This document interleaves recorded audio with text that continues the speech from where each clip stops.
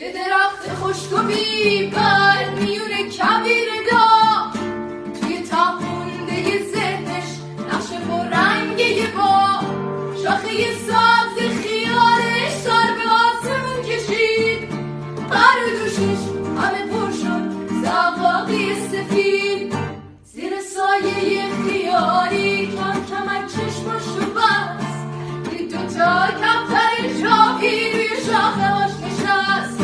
اولی گفت اگه بارون باز به بار تو کویر، دیگه اما سر رسیده عمر این درخت پیر. دومی گفت یه قدیما یادم کویر نبود، جنگل و پرنده بود و گذر زلال رود.